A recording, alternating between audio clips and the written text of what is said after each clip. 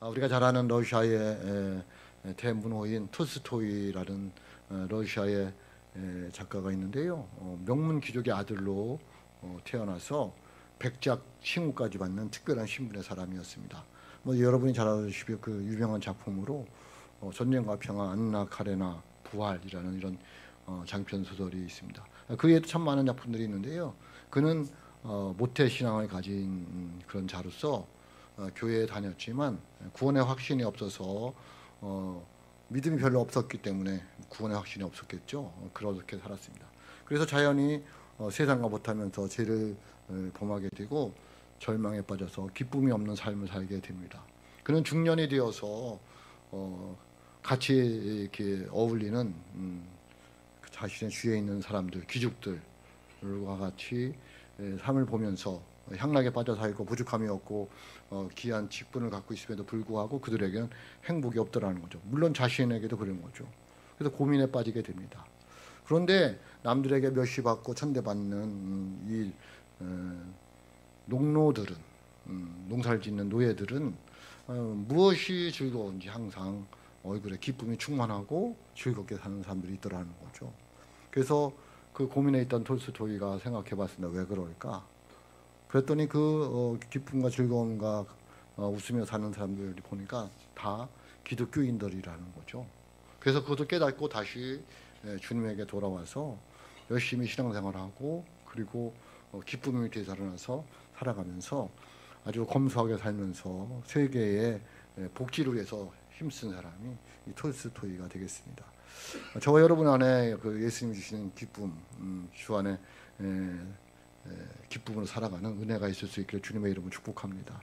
그 옛날에는 그 임금님이 계신 성에는 깃발을 꽂아놨다는 거예요. 그러니 그 깃발이 올라가면 예수님이 임금님이 성 안에 계시다라는 표시라는 거죠. 저와 여러분의 깃발이 주님 주신 기쁨의 깃발이 꽂혀 있느냐는 거죠. 어디에 마음에 기쁨이 있으면 그 기쁨의 깃발이 있어야지 내가 주님 안에서 있는 것이다. 주님 안에 살면서 마음의 기쁨의 깃발이 없다는 것은 굉장히 큰 문제인 거죠.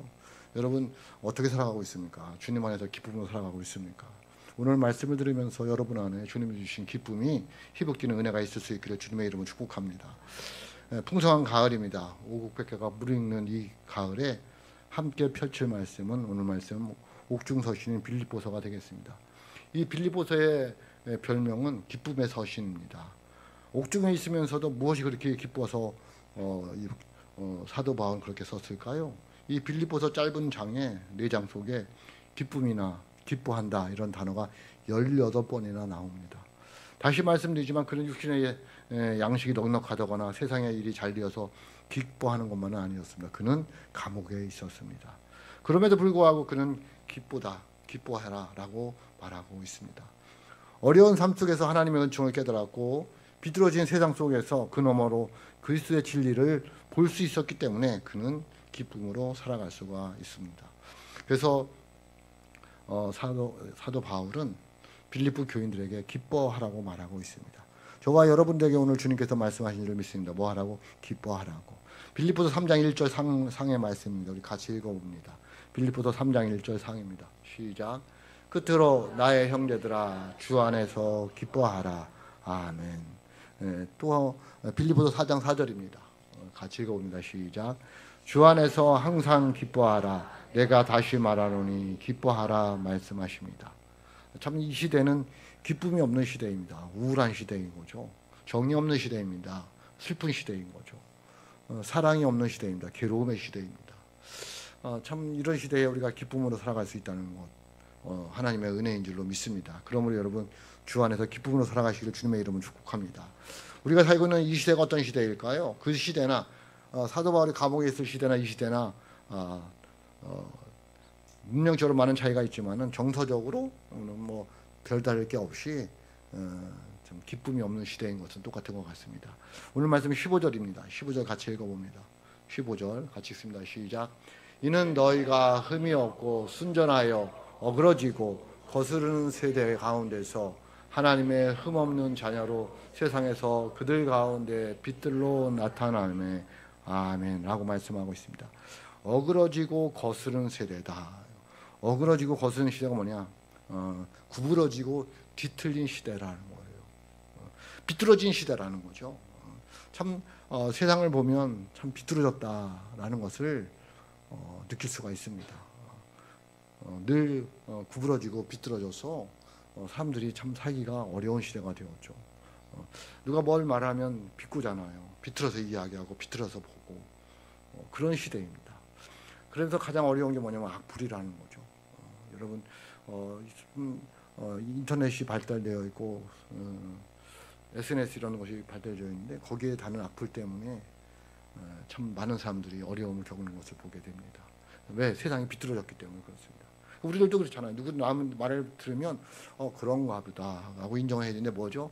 비뚤어서 듣고 비뚤어서 말하고 비꼬아서 이야기하고 하잖아요. 참 그런 시대가 그 시대나 이 시대나 똑같다라고 말하고 있습니다. 이런 시대에 하나님 뭐라고 말하냐면 기쁨으로 살으라는 거예요. 어떻게? 흠이 없이 순전함으로. 오늘 말씀은 이는 너희가 흠이 없고 순전하여 라고 말하고 있는데요. 순전한 것은 섞인 것이 없는 순수한 그런 뜻입니다. 그러니까 너희는 이 세대가 구부러지고 뒤틀렸어도 순수하게 온전한 그런 삶을 살아가야 된다. 그래야지 너희에게 기쁨이 있다라고 이렇게 말씀하고 있습니다. 이 어려운 시대에 여러분 예수 믿는 사람들로서 온전하고 순수하게 살아가는 은혜가 있을 수 있기를 주님의 이름으로 축복합니다. 성도들은 세상 사람들로부터 비난받을 모습을 지녀서는 안 되며 오히려 세상이 감당치 못하고 세상이 인정하는 순결한 삶을 살아가야 됩니다. 그래야지만 이 구부러진고 뒤틀린 시대에서 기쁨으로 살 수 있기 때문에 그렇습니다. 이런 시대에 주 안에서 기쁘게 살기 위해서는 어떻게 살아야 될까요? 참 중요합니다. 주 안에서 기쁘게 살자. 어떻게 살아야 되느냐는 거죠. 첫째는 자신의 구원을 위해서 힘써야 합니다. 우리가 이제 참 오늘 말씀 12절 보면 이렇게 말씀하고 있습니다. 같이 읽어봅니다. 시작. 그러므로 나의 사랑하는 자들아 너희가 나 있을 때뿐 아니라 더욱 지금 나 없을 때에도 항상 복종하여 두렵고 떨림으로 너희 구원을 이루라. 아멘. 라고 말씀하고 있습니다. 왜 그럴까요? 왜 자신의 구원을 위해서 힘써야 될까요? 그래야지 기쁨으로 살아갈 수 있기 때문에 그렇습니다. 이 어려운 시대에 믿음이 없잖아요.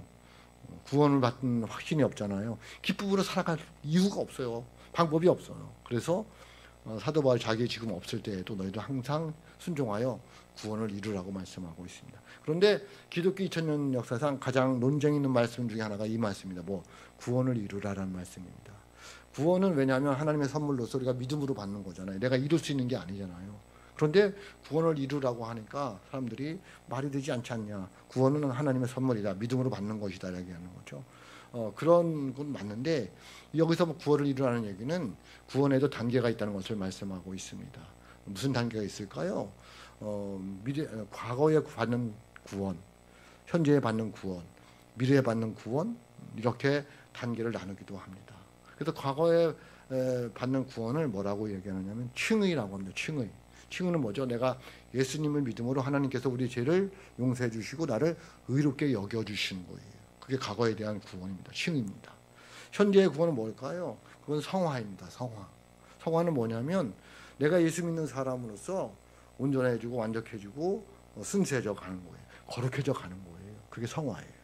그러니까 지금 사도 바울이 말하는 것은 너희의 구원을 이루라 얘기는 뭐냐면 너희가 예수님 안에서 온전하게 살아가야 된다. 순수하게 살아가야 된다. 거룩하게 살아가야 된다. 그것을 말씀하고 있습니다. 그래야지 우리에게 기쁨이 있다는 거예요. 그리고 미래의 구원은 뭘까요? 이것은 영화라고 합니다. 영화는 뭐냐면 우리가 죽음을 넘어서고 무덤을 넘어서서 세상을 넘어서 예수님의 믿음으로 예수님과 함께 자유함을 얻어서 그 하늘나라에서 하나님과 함께 살아가는 것을 영화라고 합니다. 그 영화는 아직 안 이루어졌잖아요. 그래서 미래의 구원이다 이렇게 이야기를 하고 있습니다. 그러니까 지금 사도 바울이 이 빌립보 교인들에게 말하는 것은 너희들이 예수님으로 구원받았으니까 그 구원받은 자로서 삶을 살아가야 된다. 어떻게 온전하게 어떻게 순수하게 거룩한 모습으로 살아가야 된다. 그것을 이루려고 너희들 힘써야 된다. 그래야지만 너희에게 기쁨이 있다라고 말씀하고 있는 것입니다. 오늘 우리도 마찬가지입니다. 내가 예수 믿고 구원받았지만 그렇게 구원받은 것 가지고는 나에게 기쁨이 그렇게 항상 있지 않습니다. 내가 뭐 할 때 이 구원받은 것을 살아낼 때 그때 우리에게 하나님 주신 기쁨이 놀랍게 역사한다는 거예요. 그래서 주 안에서 기쁘게 살기 위해서는 오늘도 내 구원을 이루기 위해서 몸부림을 쳐야 된다라는 것을 말씀하고 있습니다. 그런데 그것을 이루기도 어렵잖아요. 내가 거룩하게 살고 온전하게 살고 순수하게 살고 구원을 이루기가 어렵잖아요. 그래서 하나님이 뭐를 주시면 우리에게 소원을 주셔요. 무슨 소원? 내가 그렇게 살아야지. 내가 헌신하며 살아야지. 충성하며 살아야지. 교회를 위해서 주님 가정을 위해서 내가 헌신하며 살아야지 하는 소원을 주신다는 거예요. 그 소원을 주시고 또 그 소원을 이룰 수가 없으니까 그 이룰 수 있는 힘과 능력도 하나님 우리에게 더하여 주신다는 거예요. 13절 말씀입니다. 13절 같이 봅니다. 같이 읽어봅니다. 시작. 너희 안에서 행하시는 이는 하나님이시니 자기의 기쁘신 뜻을 위하여 너희에게 소원을 두고 행하게 하시나니 아멘 라고 말씀하고 있습니다. 소원을 주시는 거죠. 뭐 거룩하게 살고자 하는 그 소원이 주었을 때에 내 안에 기쁨이 생기기 시작합니다. 그리고 그 소원을 이루려고 몸부림칠 때 하나님께서 힘을 줘서 그 소원이 이루어지잖아요. 기쁨이 이루 말할 수가 없습니다. 그래서 하나님께서 우리에게 소원을 주시는, 무슨 소원? 가정을 위해서, 교회를 위해서 헌신하고자 하는 소원을 주시는 거예요. 그 소원을 주시면 그 소원을 이룰 수 있는 힘과 능력도 주실 줄로 믿습니다. 그래서 주 안에서 소원을 가지셔야 되는 거예요. 할 수 없다, 못한다가 아니라 해보자. 하나님 나에게 능력 주실 거야. 그 소원을 가지고 나아가면 하나님께서 도와주실 줄로 믿습니다. 마찬가지로 우리 안에 전도하는 소원을 가지셔야 돼요. 전도해야지. 전도하고 싶다. 전도한다. 라는 마음을 가지면 하나님께서 그 할 수 있는 힘과 능력을 주실 줄로 믿습니다. 여러분 삶 속에서도 마찬가지예요. 뭔가 내가 이루고 싶은 게 있으면 하나님께서 주신 마음이에요. 그 마음을 가지고 기도해서 하나님께 능력받고 하나님의 도우심으로 이루어질 줄로 믿습니다. 그것이 그러면 우리 안에 뭐죠? 기쁨이 넘친다는 거죠. 여러분 기도해서 응답받잖아요. 내가 소원을 하고 있는 것도 이루어지잖아요. 얼마나 기쁠까요? 그래서 주 안에서 기쁘게 살아가는 사람들은 오늘 말씀처럼 이렇게 자신의 구원에 이렇게 힘써야 됩니다. 노력해야 되는 거죠. 힘쓴다는 노력하는 거잖아요. 그냥 되어지지 않습니다. 여러분 구원을 위해서 힘쓰는 믿음의 사람들이 될 수 있기를 주님의 이름으로 축복합니다. 그래야지 주님이 주신 기쁨에 주 안에서 기쁨으로 살아갈 수 있다라고 말씀하고 있고요. 두 번째는 어떻게 해야지 기쁨으로 살아갈 수 있을까요? 모든 일을 원망과 시비가 없이 해야 합니다. 이게 굉장히 중요합니다. 가정이든지 직장일이든지 교회이든지 원망과 시비가 없이 해야 기쁨이 옵니다. 주 안에서 기쁘게 사는데 예상하지 못하게 끼어드는 것이 사람 사이에 일어나는 원망과 시비잖아요. 그래서 그냥 마음도 아프고 기쁨도 없잖아요. 원망은 남에게 불평하는 행위를 가리키는 거예요. 세상에서 생기는 문제의 책임을 다른 사람에게 돌리려 하는 다툼이 그게 불평인 거죠. 원망인 거죠. 그러다 보니까 시비가 일어나는 거잖아요. 기쁨 없습니다. 어떤 일을 할 때 잘 될 때는 좋잖아요. 근데 조금만 어려운 문제가 생기면 서로 밀어버리잖아요. 그리고 서로 상대방을 원망하잖아요. 그럼 기쁨 없습니다. 서로 불화하며 다투는 행동, 그것이 시비인 거죠. 왜? 그 일에 대해서 책임지려고 하지 않으니까. 교회이건 가정일이건 마찬가지입니다. 여러분들 원망과 시비가 없이 해야 됩니다. 저도 교회 일을 하면서 원망과 시비가 없이 하려고 노력을 합니다. 무엇을 하든지 간에 제가 제 마음대로 하지만은 상의해서 하고, 또 상의했을 때 좀 뭐 반대 의견이라고 그럴까요? 그러면 안 하려고 합니다. 왜? 원망과 시비가 없이 해야 되니까. 안 하려고 하는데 그냥 내가 하고 싶은다고 밀어붙여 버리면 분명히 원망하고 시비가 나옵니다. 참 중요한 거죠. 교회 은혜 없습니다. 그러면 교회 일이 되지를 않습니다. 그래서 제가 특히 당회를 하면서 장로님들하고 의견을 이렇게 잘 맞춰가려고 합니다. 거기서 뭐 이렇게, 그래서 저희 교회가 그게 좋습니다. 시비가 없는 것이. 당회를 하면서도 그렇고 재직회를 하면서도 그렇고 시비가 있어서 뭐 이런 일이 있어 본 적이 없는 것 같습니다. 왜 그럴까요? 그래야지 은혜가 있기 때문에 그렇습니다. 그래야지 기쁨이 있습니다. 여러분도 마찬가지입니다. 살아가면서 교회를 하면서 가정일을 하면서 시비가 엉망이 없이 하시길 주님의 이름으로 축복합니다. 그래야지 기쁨이 있기 때문에 그렇습니다. 14절 말씀입니다. 같이 읽어봅니다. 시작. 모든 일을 원망과 시비가 없이 하라. 아멘. 하나님 자녀답게 사는 것은 하나님에 대해서 원망하지 않고 사람들과 시비하지 않는 것입니다. 사람들과 다투지 않는 것을 말하고 있습니다. 교회 와서 성도들끼리 다투면 무슨 은혜가 있겠습니까? 무슨 기쁨이 있겠습니까? 그래서 하나님께서 우리에게 말씀하고 있습니다. 원망과 시비가 없이 하라. 그게 제가 다른 말로 하니까 이렇게 할 수 있습니다. 불평하거나 다투지 말라. 더 제 말로 하면 무슨 일이 투덜대거나 따지지 말라. 뭐 하면서? 가정일 하면서, 교회 일 하면서. 뭐 따지고 투덜대고 할 게 뭐 있어요? 교회에서 하면서 그럴 일 할 게 뭐 있을까요? 여러분 감사함으로 하시길 주님의 이름으로 축복합니다. 뭐 하지 말고 투덜대지 말고 따지지 말고. 하나님을 하는데 누구를 위해서 하는 거예요? 하나님을 위해서 하는 거죠. 물론 뭐 목사를 보고 하는 것도 있겠지만은 그렇잖아요. 뭘 투덜대고 있어요? 뭘 따질 게 있어요? 안 하면 고반이고 하면 감사한 거지. 그래야지 시비가 원망 없이 내 삶에 일하면서 기쁨이 있다는 거예요. 여러분 오늘도 식사봉사해야 되잖아요. 식사봉사하면서 여러분 기쁨이 있을 수 있기를 주님의 이름으로 축복합니다.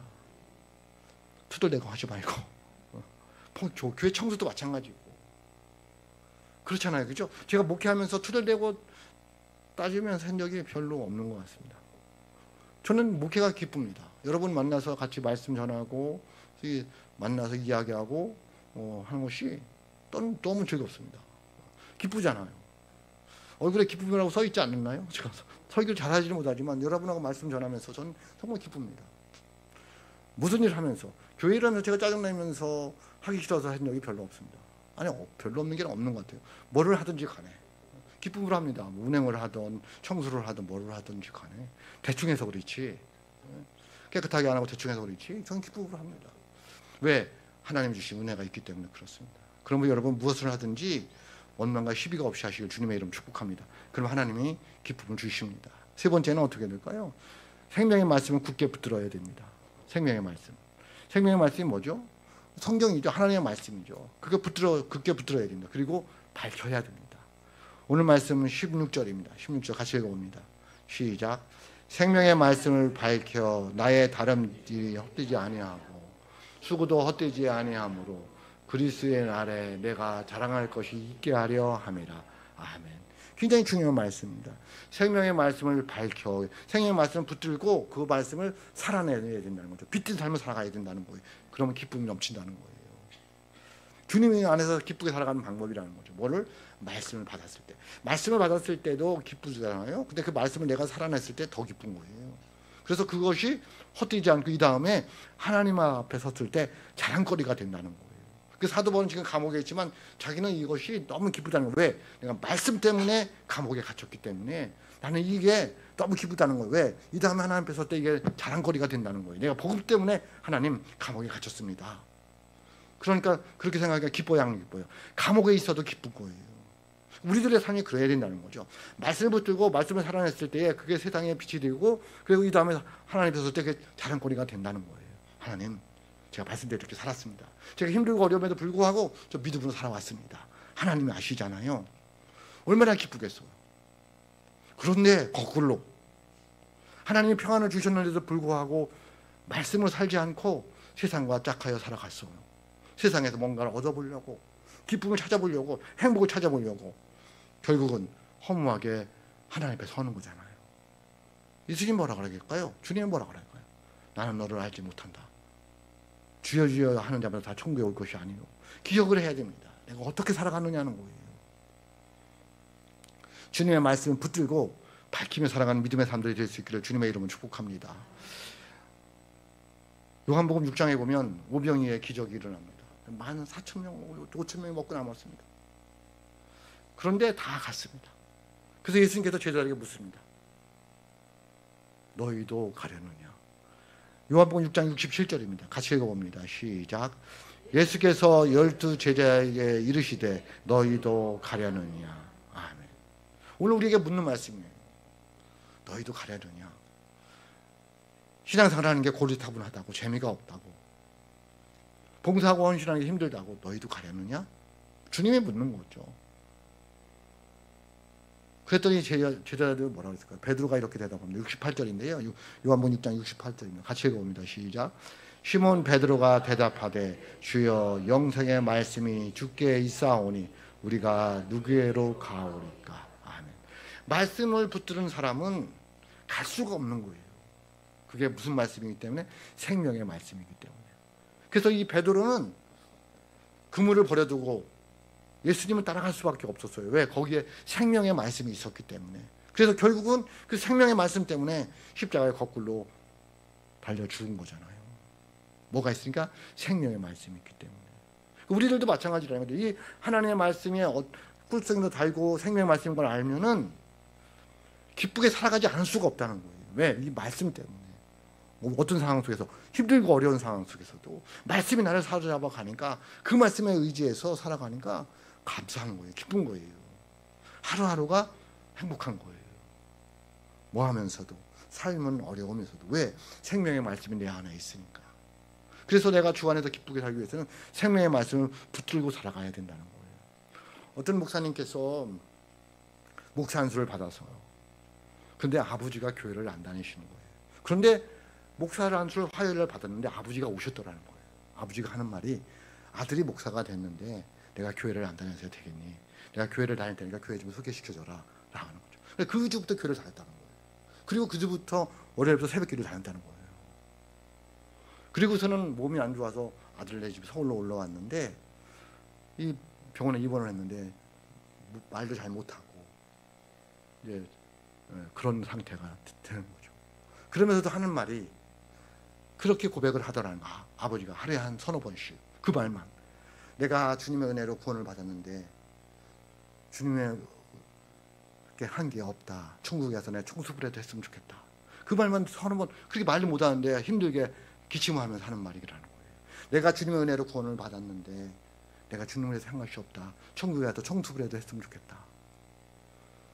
그게 무슨 말일까요? 내가 믿음으로 구원을 받았지만 구원받은 자의 삶을 살지를 못했다. 나는 그게 너무 죄송하다. 그 얘기잖아요. 우리들의 마음이 그거예요. 생명의 말씀을 굳게 잡고 밝게 살아가는 게 뭐냐? 믿음으로 구원받은 자가 구원받은 자의 삶을 살아가고 있느냐는 거예요. 그때 구원받은 자로서의 삶을 살아갔을 때에 주 안에서 하나님께서 기쁘게 살아갈 수 있는 은혜를 주신다는 거예요. 그러므로 저와 여러분들이 믿음으로 구원받고 구원받은 자의 삶을 살아내는 거예요. 하나님의 말씀을 듣고 그 말씀을 내가 살아내는 것이, 그러면 하나님께서 우리에게 기쁨을 주신다는 거죠. 그러므로 여러분, 하루하루를 믿음으로 구원받는 자로서의 삶을 살아가는 하나님의 사람들이 되시기를 주님의 이름으로 축복합니다. 그것이 생명의 말씀을 붙들고 세상에서 빛을 발하면서 살아가는 거예요.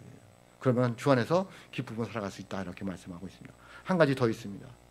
섬기며 살아갈 때 주 안에서 기쁨으로 살아갈 수 있습니다. 오늘 말씀 17절입니다. 17절 같이 읽어봅니다. 같이 읽겠습니다. 시작. 만일 너희 믿음의 재물과 섬김 위에 내가 나를 전제로 드릴지라도 나는 기뻐하고 너희 무리와 함께 기뻐하리니 아멘 라고 말씀하고 있습니다. 너희 믿음과 재물과 섬김 위에, 너희들이 섬기는 걸 보니까 너무 기쁘다는 거예요. 그래서 내가 거기다 내 몸을 던져버려도 나는 너무 기쁘다는 거예요. 전제가 뭐냐면, 전제가 제사 종류인데 어떻게 하는 거냐면, 그 당시에 이제 제물을 드리잖아요. 그럼 제물을 피를 빼야 돼요. 그럼 목에서 피를 빼요. 그럼 피를 받아서 포도주를 섞어서 부어 드리는 것이 전제예요. 그러니까 자기가 포도주가 돼서 내가 그 제물과 함께 확 던져버려도 나는 기쁘다는 거예요. 왜? 너희들이 섬기는 모습을 보니까. 힘들고 어려운 중에도 섬기는 모습을 보면서 난 거기에 더 뛰어들어서 나도 함께 그렇게 살고 싶어. 나는 그러니까 쉽게 말하면 나는 죽어도 감사하다는 거예요. 왜? 너희들의 그 삶의 모습을 보니까. 너희들이 예수님을 잘 믿는다면, 그리고 너희들이 이렇게 헌신하며 섬기며 살아가는 걸 보니까 나는 죽어도 좋다는 거예요.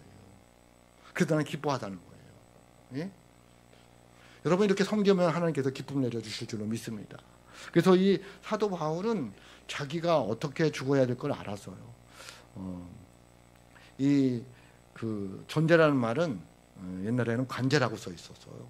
그래서 사도 바울이 죽기 전에 알았어요. 사도 바울이 로마 시민권자잖아요. 그러니까 십자가형은 처할 수가 없었어요. 그래서 그는 칼에 맞아 죽을 것을, 칼로 죽을 것을 알았어요. 그래서 그가 디모데전서 4장 6절에 보면 이렇게 말씀하고 있습니다. 같이 읽어봅니다. 시작. 전제와 같이 내가 벌써 부어지고 나의 떠날 시간이 가까웠도다. 아멘. 디모데후서가 가장 늦게 쓰인 거예요. 그러니까 내가 지금 이제 하나님께 부어질 거야. 나는 죽을 날이 가까이 왔어. 라고 이야기를 하고 있어요. 그래도 그는 뭐죠? 기쁘게 살아가는 거예요. 왜? 섬김이 있었기 때문에. 나는 너희들이 하나님 앞에 서는 것이 난 너무 좋다는 거죠. 그게 이 다음에 나는 하나님 앞에 자랑거리라는 거예요. 나는 그 수고가 헛되지 않는다는 거 이렇게 말하고 있어요. 여러분, 우리 어떻게 살아야 될까요? 섬기며 살아가시길 주님의 이름으로 축복합니다. 하나님이 주신 기쁨이 넘칠 줄로 믿습니다. 로마서 12장 1절로 2절에 보면 이렇게 말씀하고 있습니다. 같이 읽어봅니다. 시작. 그러므로 형제들아 내가 하나님의 모든 자비하심으로 너희를 권하노니 너희 몸을 하나님이 기뻐하시는 거룩한 산 제물로 드리라. 이는 너희가 드릴 영적 예배니라. 너희는 이 세대를 본받지 말고 오직 마음을 새롭게 함으로 변화를 받아 하나님의 선하시고 기뻐하시고 온전한 뜻이 무엇인지 분별하도록 가라. 아멘. 여러분들 주님 안에서 기쁨으로 살아가시기를 주님의 이름으로 축복합니다. 우리는 오늘도 주 안에서 기쁘게 살아가야 됩니다. 그러기 위해서는 열심을 다하여 구원을 이루어 가시기를 바랍니다. 모든 일을 원망과 시비가 없이 해야 합니다. 생명의 말씀을 굳게 붙들고 발쳐야 됩니다. 그리고 섬기며 살아가야 됩니다. 그것이 주 안에서 기쁘게 살아갈 수 있는 방법입니다. 오늘 말씀 우리 18절입니다. 같이 읽어봅니다. 시작. 이와 같이 너희도 기뻐하고 나와 함께 기뻐하라 라고 말씀하고 있습니다. 이 아름답고 풍성한 기도의 가을을 맞이하여서 주 안에서 기쁘게 살아가는 우리 사랑하는 성도들이 다 되시기를 주님의 이름으로 축복합니다. 기도하겠습니다.